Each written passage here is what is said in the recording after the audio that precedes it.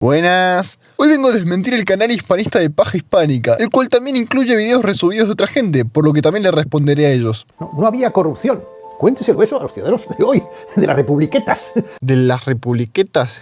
Amigos, y después dicen que no crean leyenda rosa. Bueno, esto es muy fácil de desmentir. Para eso solo contaré una historia del contrabando en Buenos Aires, producto del inmundo monopolio español. Existía en esa ciudad un Bernardo Sánchez, también conocido como Bernardo Pescador, un poderoso contrabandista portugués que, según el historiador José María Rosa, nadie veía los desembarcos de negros esclavos. Ningún oficial revisaba las permisiones ni inquiría en los costales de harina exportada. Todos sabían que era el hermano pecador quien untaba la mano de los funcionarios, pero nadie, y mucho menos los clérigos, se atrevían a acusar a un hombre de tan gran religiosidad. A su muerte, la banda de contrabandistas quedó al mando de Diego de la Vega. Para entonces ya dominaba el tráfico con el Brasil y Portugal y tenía agentes en Lisboa, Londres, Río de Janeiro, Flandes, Lima, Angola y todo el interior de la región del Río de la Plata. Pero en donde más se hace notar la corrupción de los funcionarios españoles es en el tesorero real Simón de Valdés, quien se dedicaba a organizarles las subastas de esclavos a los que ellos llamaban contrabando ejemplar. A su vez, los contrabandistas instalaron un casino en propiedad del funcionario español. El crecimiento del contrabando y la completa impunidad con que se llevaba a cabo llevaron al gobernador de Buenos Aires y Paraguay, Diego Marín de Negrón, a querer expulsar a los contrabandistas lusitanos por judaizantes. Pero el tribunal de la Inquisición en Buenos Aires tenía como notorio precisamente a uno de los líderes de la banda, Juan de Vergara, quien además ya había ocupado varios cargos reales. Así que el proyecto quedó demorado en el Consejo de Indias. Finalmente, el 26 de julio de 1613, el gobernador Negrón murió envenenado. Después te puedo hablar de otros casos, como el de Francisco de Sande, gobernador de Filipinas, quien fue acusado y denunciado de prácticamente todo posible mal uso de las potestades que tenía como gobernador. Y lo peor es que seguiría ascendiendo en cargos. O Antonio de Vergara y Azcarate, tesorero de la Casa de Moneda de Bogotá, quien se apoderó de los derechos de quintos y señoriaje. Pero en fin, con lo primero ya se desmiente lo que dijo este señor. Después podemos discutir si hubo más corrupción en la República o en el Virreinato. Pero obviamente la corrupción siempre existió. ¿Y por qué no había corrupción? Bueno, primero porque hay una base moral, vuelvo a decir. El catolicismo tiene cosas buenas y cosas malas. En aquella época estaba interiorizado y la gente pues pensaba que respondía ante Dios cuando muriera. Cristina Fernández de Kirchner, católica. Hugo Chávez, católico. Mauricio Macri, católico. Néstor Kirchner, católico. López Obrador, católico. Gustavo Petro, católico. Nicolás Maduro, católico. ¿Alguien me puede decir si alguno de esos presidentes fue honesto? De más está decir que tu religión no determina tu honestidad. ¿Cómo pudo ser esa liberación, esos libertadores, San Martín y Bolívar? ¿Qué es lo que liberaron? ¿Qué es lo que liberaron? Bueno, será tal vez a Venezuela del terrorismo de Domingo Monteverde, quien todos los días encarcelaba opositores, desterraba ilegalmente y confiscaba bienes. Por eso tantos venezolanos realistas que lo habían apoyado y patriotas que estaban dispuestos a no oponerse con tal de dejar atrás la sangrienta guerra, apoyaron a Bolívar cuando este se volvió de Nueva Granada. O quizás a Chile del gobierno de Mariano Osorio, quien al igual que Monteverde perseguía y encarcelaba sistemáticamente en masa, pero que además prohibió a la gente moverse de su domicilio 6 leguas a la redonda sin permiso del gobierno y obligaba a que cada vecino se encerrara en su casa pasadas las 9 de la noche. Sin contar que las tropas españolas, por su condición de europeos, tenían total impunidad para matar y violar mujeres.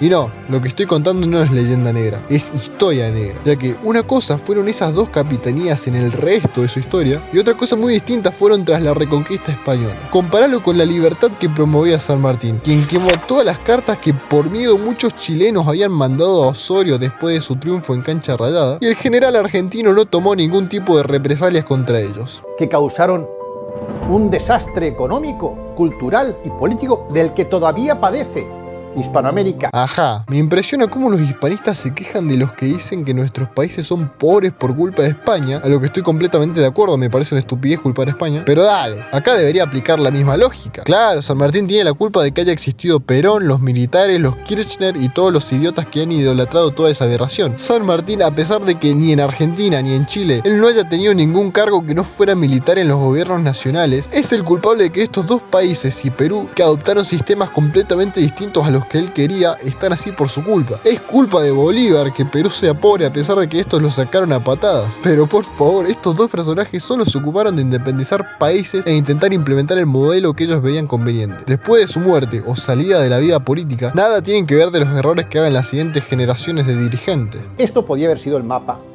de las nuevas naciones. Joder, si tan solo Carlos III hubiera escuchado al conde de Aranda, o si tan solo Fernando VII hubiera aceptado las propuestas de paz y unión de estos nuevos estados. Los 4 virreinatos, incluso con las 4 capitanías generales, eran 8. ¿Por qué llegaron a 20? ¿A quién le interesaba esta división, esta multiplicación de clanes y países? Pues hagan ustedes un esfuerzo intelectual y quizás lo descubren, ¿no? Por las diferencias culturales y políticas de los países, no hay más. Te puedo asegurar que nadie en Buenos Aires o en Lima querían que Charcas fuera un país independiente, pero ellos mismos decidieron serlo, y así con todos los demás territorios. ¿Fue lo mejor? Seguramente no, pero ¿qué otra hipótesis tenés? ¿Que fueron los ingleses? Demostra cómo. Es que Nueva España, en algún momento, llegó a alcanzar a California, Nevada, Colorado, Utah, Nuevo México, Arizona, Texas, Oregón, incluso parte de Washington, Idaho, Montana, Wyoming, Kansas, Oklahoma, Luisiana, Florida, Alabama, Mississippi, Alaska e incluso la parte suroeste de la Columbia Británica de Canadá. Esto fue usurpado en una guerra terrible una vez que Nueva España se independiza de España y viene México. México pierde todo.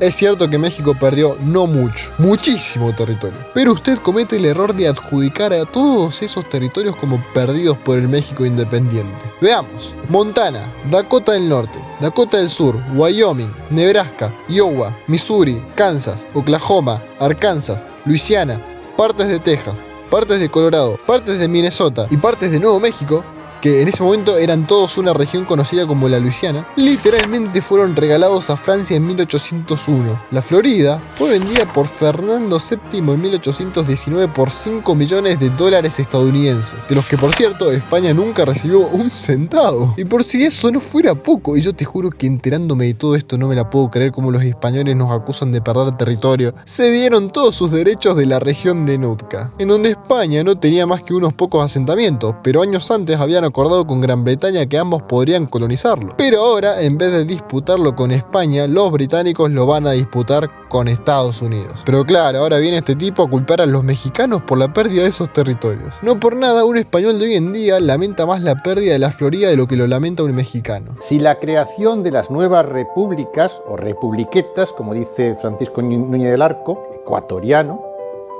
si esa creación, si esa división de América en 20 fue una liberación de un terrible yugo y por lo tanto un éxito, ¿cómo se explica que tardara casi un siglo esos territorios en recuperar la renta previa que tenían cuando eran estados vasallos, cuando eran virreinatos? Este es uno de los mitos más difundidos por los hispanófilos, que crearon en base exclusivamente a la situación del Perú. Esa es una de las ventajas que tienen a la hora de manipular, que como somos países independientes, fácilmente pueden sacar lo peor de cada país para generalizarlo en toda la región. Pero analicemos primero los países que peor les fue tras la emancipación. Acá podemos ver que el pico del PBI per cápita de Perú en la época virreinal fue en 1765, con unos $1.361 al valor del 2011. Pero para 1821, año en que se declara la independencia del Perú, esa riqueza había caído hasta $687. Eso es porque Cochrane se comió toda la riqueza de Lima en un solo día. Maldito masón San Martín, mira lo que hiciste. Para nada. Como he dicho en anteriores ocasiones, este fue el resultado de la guerra. Y esta es la más clara demostración que también aplica a los realistas. Aunque ya venía con notables bajas, fácilmente podemos apreciar en la gráfica que desde 1810 la caída del PBI per cápita es constante. Y en todos esos años el Perú mantenía muy fuertemente el gobierno virreinal. Pasa que mandar expediciones militares para reprimir a los patriotas del Alto Perú, el Río de la Plata, Quito y Chile no fue gratis. En fin, terminada la independencia, podemos ver que en los años siguientes Perú tendría un gran crecimiento considerable, hasta que Claro, llegó otra guerra devastadora que le hundió todavía más. Pero como podemos ver, es una total falacia decir que Perú tardó en recuperarse de la guerra de independencia. Más bien, se había recuperado y volvió a caer a los niveles de hacía un siglo debido a otra guerra. En el caso de México, su pico máximo fue en 1762, con $1.487. Para 1820, un año antes de la independencia, había caído a $1.007. Y en los años siguientes la tendencia va al crecimiento en realidad, aunque lento, eso sí. Pero, ¿qué pasa si nos vamos ahora a Chile? Bueno, te das cuenta que el PBI per cápita no ha hecho más que crecer desde que terminó la guerra. Y en Venezuela vemos como en la última década que vivió el malvado de Bolívar, esta se duplicó. Y ya en Argentina ni te digo, que a pesar de las décadas y décadas que este país estuvo en guerras civiles, vemos que el PBI per cápita mantenía su tendencia a crecer. Y una vez que se consolidó por completo el Estado Nacional en 1880, su riqueza se disparó sin límites, llegando incluso a ser el país más rico del mundo en 1895. Encima, algunas de estas republiquetas, como te gusta llamarnos, llegaron a superar enormemente a su antigua metrópoli, por lo que queda completamente desmentida esta vil mentira que impunemente se han inventado los hispanófilos. 3 siglos después de la conquista de América, en Venezuela, Colombia, Ecuador, Perú y Bolivia, la mayor parte de la población nativa luchó contra la independencia y... A ver, eso dependiendo de la región. Vos mencionaste a Bolivia como un país en donde los indígenas lucharon contra la independencia. Esto es completamente falso. En el Alto Perú, todas las tribus indígenas apoyaron la causa patriota, en parte gracias al buen trato que el abogado argentino Juan José Castelli tenía con los indios, quien abolió el tributo indígena, la servidumbre y les dio igualdad social y política. Ya desde su paso por Jujuy, Castelli le comunicaba a la Junta de Buenos Aires, sin que nadie les mandase: los indios de todos los pueblos con sus caciques y alcaldes han salido a encontrarme y acompañarme haciendo sus primeros cumplidos del modo más expresivo hasta el extremo de hincarse de rodillas, juntar las manos y elevar los ojos, como en acción de bendecir al cielo. Con solo la carrera de Jujuy a esta villa cuento con más de 3.000 indios de armas a la vez que los pida. Luego del desastre de Huaki, del que participaron al menos 700 guerreros indígenas, y la retirada del ejército argentino de la región, vemos que el freno contra el ejército realista lo dieron en principio 19.000 indios aymaras y quechuas que cercaron al ejército real del Perú en la ciudad de La Paz, a lo que luego se les uniría otros 5.000 indígenas provenientes de abajo.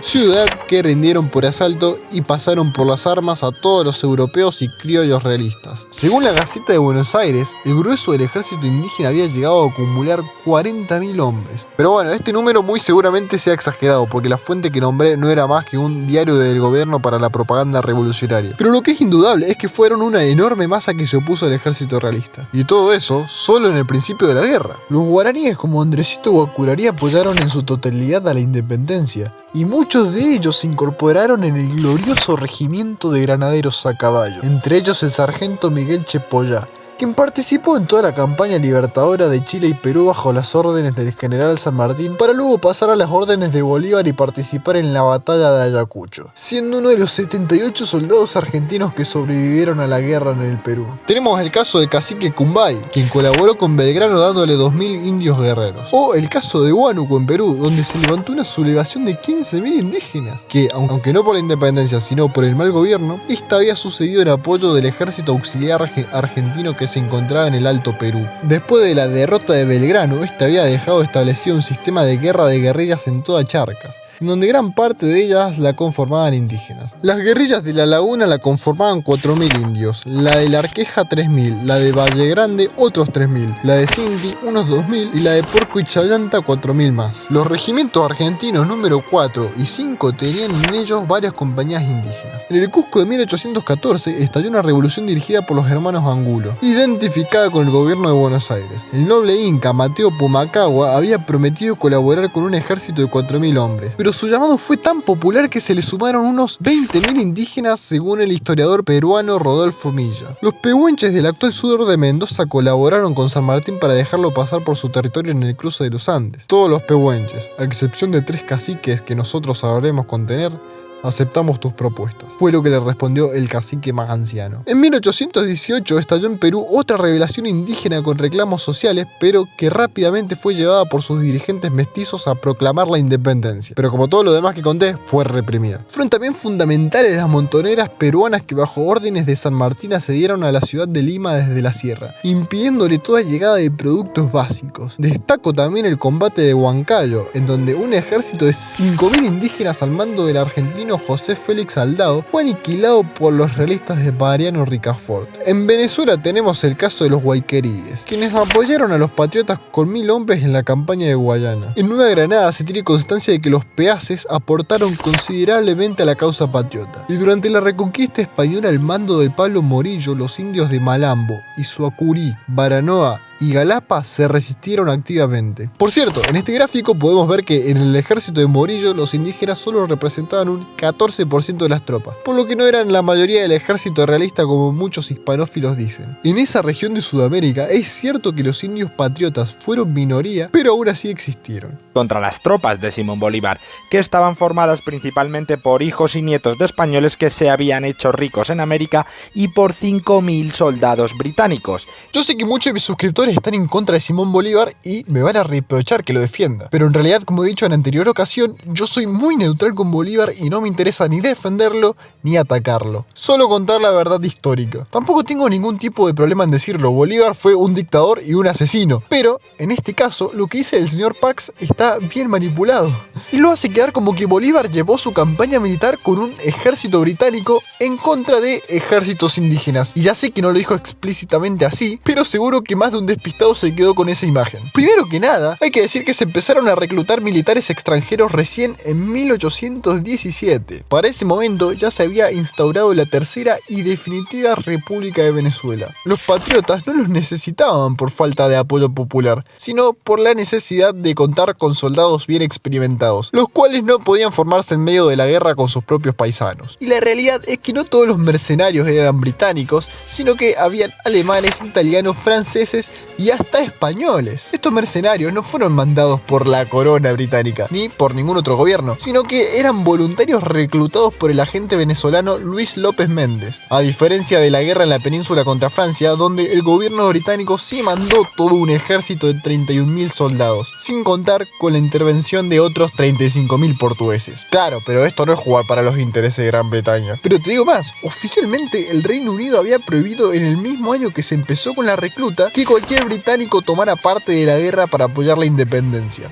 Y 2 años después, para ponerse más firmes, impuso penas económicas a los británicos que colaboraran con los patriotas. Para 1820, el propio Bolívar prohibió que ingresaran más extranjeros por lo problemáticos que eran. Y no, Bolívar no hizo sus campañas con 6.000 extranjeros. Muchos de ellos se volvieron a Europa antes de pisar tierra firme, muchos otros morían, muchísimos otros se amotinaron, e incluso un batallón del famoso cuerpo de rifles se formó con oficiales irlandeses y tropas nativas. Fíjate vos el supuesto apoyo de Gran Bretaña, que el coronel británico Henry Wilson intentó derrocar a Bolívar del mando supremo. Si hubiera habido un pacto entre el Reino Unido y Bolívar, esta idea no debería de haberle pasado por la cabeza a ninguno. Ahora bien, acá viene lo importante. Ninguna de estas tropas tomaría parte activa de la guerra sino hasta la batalla del Pantano de Vargas en 1819. Y si nos fijamos bien en el orden de batalla, los enfrentamientos más importantes del ejército gran colombiano fueron siempre una muy pequeña minoría. En el ya mencionado Pantano de Vargas, por ejemplo, de un ejército de 2.400 americanos, solo 370 eran extranjeros. En la batalla de Boyacá, de 2.800,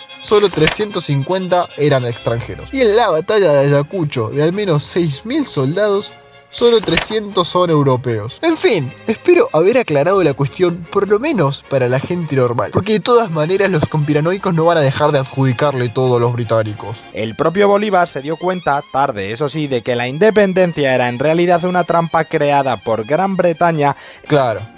Una trampa planeada por los masones anglosajones del Conde de Aranda, Manuel Godoy y Carlos IV. ¿Cómo no? En la que, si en el trono español hubiera estado un rey algo más hábil que Fernando VII, no habría caído ni un solo hispanoamericano. ¿Qué dice? Amigo, las independencias empezaron cuando Fernando estaba preso. Y claro, por su ineptitud se dio el peor resultado posible para España, pero la independencia era inevitable. Aparte, ¿qué es eso de caer en una trampa? Claro, los ilustres criollos que querían comerciar cayeron en la trampa. Los negros de Cuyo que querían su libertad también cayeron en la trampa. Los indígenas que no dejaron de pelear en el Alto Perú habían caído todos en la trampa inglesa. Nada que ver con defender cada uno sus propios intereses, ¿cierto? Sin embargo, el monarca rechazó el ofrecimiento de Bolívar y de San Martín de conformar un imperio constitucional hispano-criollo con capital en Madrid, que habría salvado la unidad y evitado el trauma de la independencia. Sí, Eso es verdad, aunque está re mal explicado. Mejor vean mi video que deja bien clara esta cuestión. Los indios de América percibieron a los llamados libertadores como anticristos. Bueno, anticristo me parece una palabra bastante fuerte, pero irrespetuosos de la religión católica fueron sin duda los realistas, como el general Manuel de Goyeneche, quien tras rendir a la heroica ciudad de Cochabamba en 1812, seguida de una matanza generalizada, él entró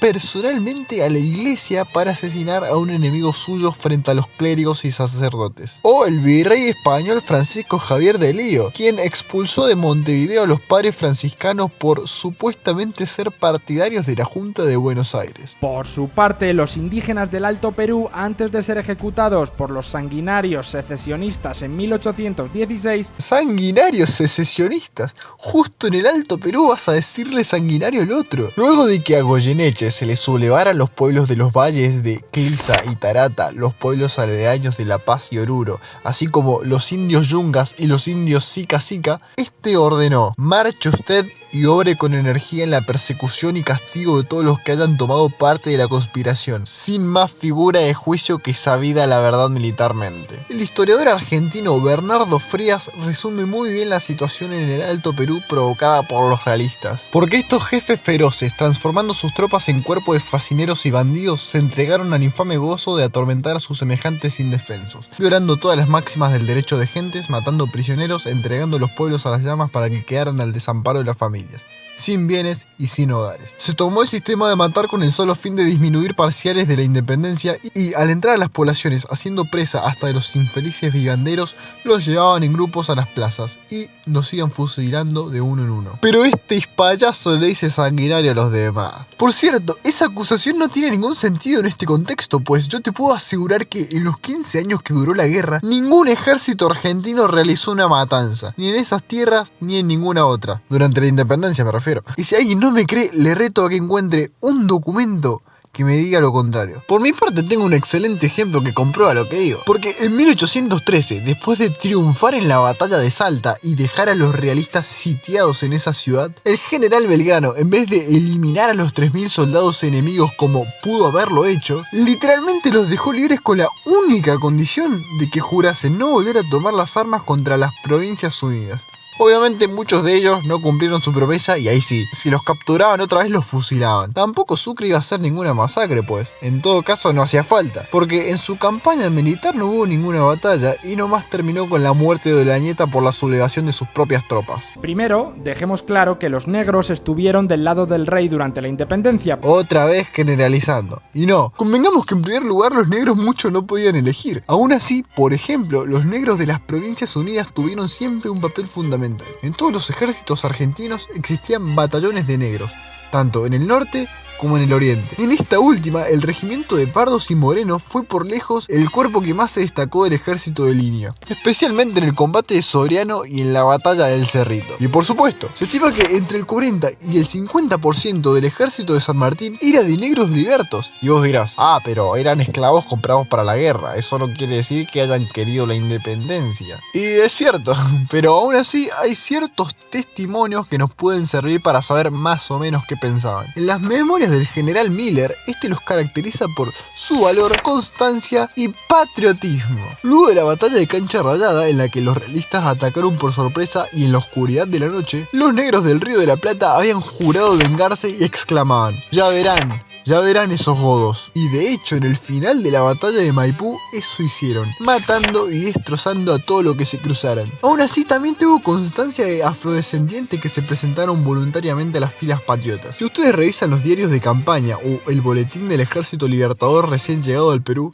verán cómo hay días que mencionan que varias decenas de negros se les unieron voluntariamente. Pero Jerónimo Valdés lo resume muy bien mencionando que en tan solo un mes se le unieron a San Martín entre 700 a 800 negros. Existen varios negros célebres a favor de las independencias, como la argentina María Remedios del Valle, quien se destacó por atender a los heridos en la campaña y en la batalla de Ayohuma llegó a combatir y ser herida de bala. El peruano Cayetano Quirós, quien dirigió la más atrevida y temible de las montoneras. El argentino Bernardo de Monteagudo, quien fue un intelectual e independentista acérrimo desde la revolución de Chuquisaca en 1809 hasta el final de la campaña libertadora del Perú. El mexicano Vicente Guerrero, quien mantuvo encendida la llama de la independencia en México durante sus peores años. El venezolano Juan de Piar, general invicto en las 24 batallas que disputó en su vida. Lástima que no pudo contra el racismo de Bolívar.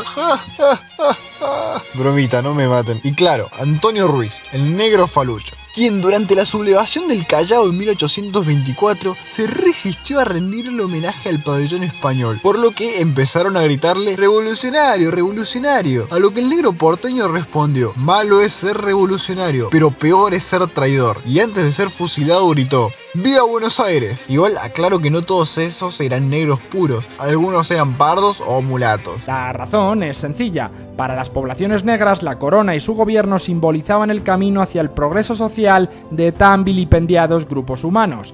Y es que, por lo menos desde el siglo XVIII, la Casa de Borbón desplegó un amplio programa de movilidad social con el objetivo de hacer progresar a las poblaciones de negros libres mientras que se protegía a aquellos en condición de esclavitud. Para nada. Ninguna pequeña acción que los reyes hayan intentado hacer iba a mejorar mucho su vida. Es precisamente con los independentistas cuando lentamente se empieza a darles pequeñas dosis de libertad. Porque sí, tampoco voy a decir que con las independencias los esclavos fueron libres, pero sin duda la abolición de la esclavitud se aceleró muchísimo, porque todas las nacientes repúblicas ya en sus primeros años de existencia habían prohibido el comercio de esclavos y establecido la libertad de vientres, con la cual los hijos de esclavos que nacieran desde esa fecha serían hombres libres. No por nada la última ex esclava argentina, que murió en 1910, había nacido unas semanas antes de la Revolución de Mayo. En cuanto a la abolición total de esta práctica, ya en 1810 el cura independentista Miguel Hidalgo abolió la esclavitud total en la zona que él controlaba de Nueva España, que no incluía la capital. Y si en 10 días los propietarios no liberaban a sus esclavos,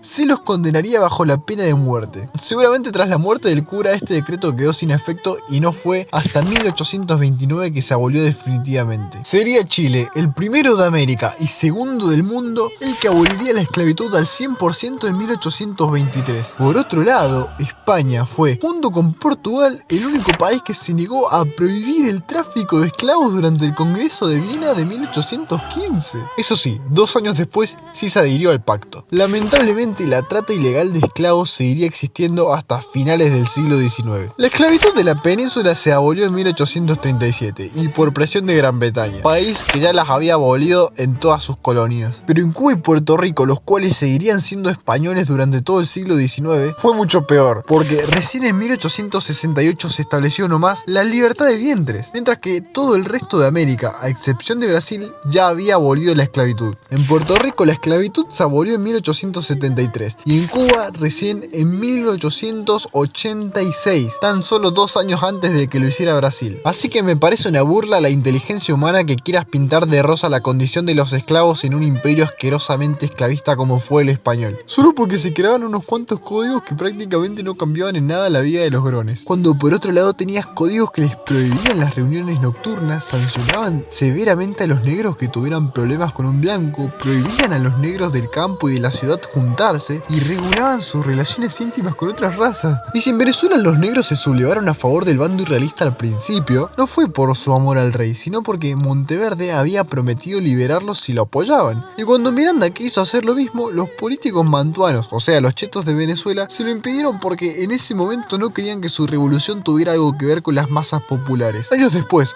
con la Tercera República de Venezuela, la situación se da vuelta y son ahora los independentistas los que ofrecen la libertad a los esclavos que se unen al ejército, mientras que las autoridades reales se negaron a formar batallones de libertos porque eso conllevaría la caída de la economía y armarlos implicaría el riesgo a que se rebelen. Estrategia bastante estúpida porque justamente eso pasó, pero de la mano de los independentistas. Incluso un héroe negro de la independencia venezolana, Pedro Camejo, admitió que al principio apoyó a los realistas nada más que por dinero, y se pasó al bando patriota cuando le explicaron lo que realmente significa la patria. Al final moriría por su nuevo país independiente en una carga de caballería de llaneros que decidiría la victoria en la batalla de las queseras del medio. Así que no, ni la corona les otorgaba oportunidades de progreso, ni los negros luchaban por el imperio español. Respondiendo a comentarios de YouTube, España tenía colonias. Miren, no me voy a extender demasiado con este tema porque la verdad me parece una discusión un tanto absurda. Pero la respuesta es que sí, porque si nos vamos a la definición de la RAE, una colonia es un territorio dominado y administrado por una potencia extranjera. Y fue exactamente lo que pasó, porque solo a un leyendarrocista absoluto se le ocurriría decir que los pueblos de América no fueron dominados, porque a los indios no se los consideraba españoles, eran un pueblo dominado y obviamente administrados por otro. Otra definición que nos da la RAE es la de conjunto de personas que procedentes de un territorio se establecen en otro. Y en este caso los españoles que se iban a vivir a América y a tener allí a sus familias y descendencia serían los colonizadores. Y no tiene nada de malo, la gran oleada de inmigrantes que llegó a Argentina en su mejor época también era de colonizadores según esta definición. El problema es que los hispanistas le dan una definición puramente ideológica, porque para ellos una colonia es un territorio donde una potencia malvada e imperialista solo se establece para extraer sus recursos y ya. Por eso niegan que Hispanoamérica haya sido una colonia. En las aulas de las universidades hispanoamericanas se formaron criollos, mestizos e indios que aprendieron de sus profesores la teoría revolucionaria que dice que el depositario real del poder, que siempre emana de Dios, es el pueblo y no el rey, por lo que el primero tiene derecho a rebelarse si el segundo no ejerce el gobierno en su beneficio. Pues muy bien. Fue exactamente lo que pasó. Entonces, ¿cuál es el problema de que los americanos hayan aplicado simplemente lo que les enseñó la madre patria? Las principales características económicas de una colonia son dos. Y segundo, la prohibición al desarrollo industrial local. A ver, no voy a negar que durante muchos años los Habsburgos sí alentaron la industrialización de Hispanoamérica, pero con los Borbones esta situación cambió mucho. Y sí, una de sus reformas literalmente consistía en prohibir el cultivo de plantas industriales que compitan con las de España. El académico Marcelo Gullo afirma que el 2 de septiembre del año 1587 el obispo de Tucumán, Fray Francisco de Vitoria, realizó la primera exportación de productos textiles, sombreros, sobrecamas y frazadas tejidas en Santiago de Estero con destino a Brasil. Ja, ja, ja. ¿Cómo te digo que esa exportación fue nomás una fachada para encubrir un contrabando de kilos de plata al Brasil? Eso te pasa por usar como fuente a Marcelo Cuyo. Desde México hasta Argentina, el desarrollo industrial y más específicamente el textil se tradujo en la proliferación de un verdadero rosario de obrajes. Bueno, industria existía, como existió antes y después de la dominación española. Por ejemplo, las tribus humahuacas de Jujuy antes de la conquista española ya fabricaban bronce, y así con toda América. Durante el virreinato sí existía un pequeño desarrollo industrial, pero claro, ninguna otra producción que no fuera la de metales preciosos fue significativo para la economía de Hispanoamérica. Y la producción de manufacturas como el hilo, el vino, la caña de azúcar, el cuero y demás industrias no dejaron de existir tras la independencia. Al contrario, al final del siglo XIX en Argentina prosperaron enormemente. ¿Cuántas guerras civiles y guerra entre países hispanoamericanos hubo tras las independencias? A ver, la pregunta es muy buena porque tras las independencias se producen un montón de conflictos que contrastan con los periodos de tranquilidad durante el periodo virreinal. Flaco, ¿qué recarajos estás diciendo? Leyenda rosa en su máxima expresión. Es increíble que muchos hispanistas digan una barbaridad así, porque los virreinatos no estuvieron absueltos de guerra, solo por mencionar algunas. Guerra del Arauco, guerras civiles entre los conquistadores del Perú, guerras de Bayano, guerra chichimeca, revolución comunera del Paraguay, guerra guaranítica, rebelión de Luisiana, rebelión de Tupac Amaru II, rebelión de los comuneros en Nueva Granada. Y eso contando solo las guerras internas, o sea civiles, porque cada vez que España se metía en una guerra, también cagaba en las colonias, que recibían constantes ataques de británicos, franceses, holandeses y por supuesto portugueses. Con ellos hasta iniciados el siglo XIX seguían teniendo guerras entre el virreinato del Río de la Plata y el Brasil colonial. El plan consistía en ganar el control de Buenos Aires, cruzar los Andes, derrotar a los españoles y controlar Chile, continuar por mar y someter a Perú. Existen similitudes entre la campaña de José San Martín y el plan de Maitland, que invitan a pensar que San Martín probablemente lo haya conocido a través de miembros de la logia Lautaro, cosas de masones. Por si quieres profundizar en el tema, tenéis el libro de Rodolfo Terraño titulado Maitland y San Martín. Claro, después de entender esto, a uno le cuesta pensar eso de que las independencias hispanoamericanas no obedecen a un plan extranjero más que a un sentimiento independentista o de malestar con España. En realidad no, todo lo contrario, porque justamente el plan de Maitland consistía en que para su realización ya debía haber un genuino espíritu de independencia. O sea, digamos que si seguimos la hipótesis de que San Martín siguió el plan de Maitland, confirma que la población sí tenía sentimientos independentistas y de malestar con España. El error está en creer que si algo beneficia a Inglaterra, eso significa que automáticamente nos perjudica a nosotros. Soy consciente de que todos los países tratan de tener sus mitos fundacionales históricos, donde juega un papel esencial la heroicidad, la épica y muchas otras virtudes. Esto es algo bueno y forma parte de la cultura. En muchos casos ayuda a crear una autoestima colectiva como país, así que no tiene por qué ser malo. Por ejemplo, los estadounidenses, bien mediante la educación o bien mediante el cine y sus producciones televisivas, se cuentan a sí mismos y al resto del mundo que ellos inventaron la libertad, salvaron la democracia, ganaron las guerras más importantes y casi nos defienden de los extraterrestres. Esto no es verdad ni mentira, son mitos fundacionales e históricos de un país que sirven para que la gente tenga fe en las instituciones, en el país, en el colectivo patrio, pero en el caso de México, aunque también pasa en otros países hispanos, lo hacen justo al revés. Cuentan a los niños mexicanos la terrible historia de que se produjo una lucha entre el bien y el mal, pero según se dicen a sí mismos, México es el resultado de que ganasen los malos. Se cuenta sin miramientos que los aztecas eran los buenos y los españoles los malos. Como ganaron los malos, ahora México sería el resultado de que el mal le ganase al bien. ¿Cómo vas a conseguir un país sin corruptos si ya desde críos les estás diciendo que son malos de fábrica?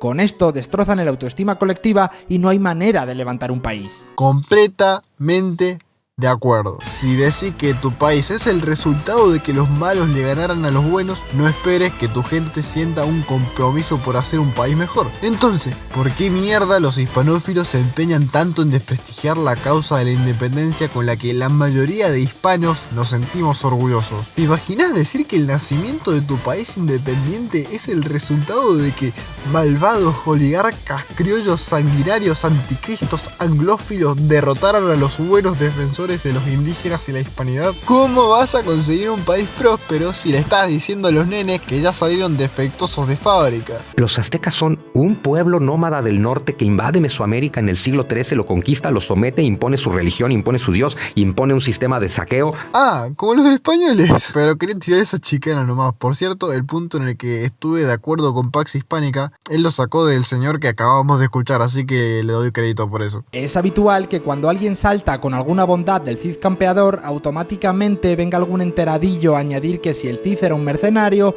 que muchas cosas son exageraciones o mentiras y que no hay nada admirable en su historia. ¿Y qué más da, amigo? Es un mito, forma parte de nuestra cultura, de nuestra historia, de nuestro folclore y sirve para que nos sintamos identificados entre los ciudadanos de un mismo país. Ya está, no hay que sacarle punta a todo. Muy bien, cada vez nos entendemos mejor. Cuando alguien menciona que San Martín hizo una gran hazaña al cruzar los Andes o cualquier otro aspecto positivo, sale un hispanófilo a decir San Martín era un anglófilo masón. De mierda. Porque sí, todos los personajes históricos del mundo tienen luces y sombras, y los hispanófilos radicales exageran lo negativo de los libertadores y exageran lo positivo del Imperio Español. ¿Te gustaría acaso que ahora salgan a promover una campaña masiva contra Isabel la Católica, por ejemplo, porque quemó a miles de personas en la hoguera, mandó violar a las moriscas para cristianizarlas y que expulsó a mucha gente por su religión, y decir que ella era solo eso y por eso hay que condenarla, en vez de entenderla como un personaje histórico importante que hizo cosas buenas y cosas malas frente a los ojos del criterio actual?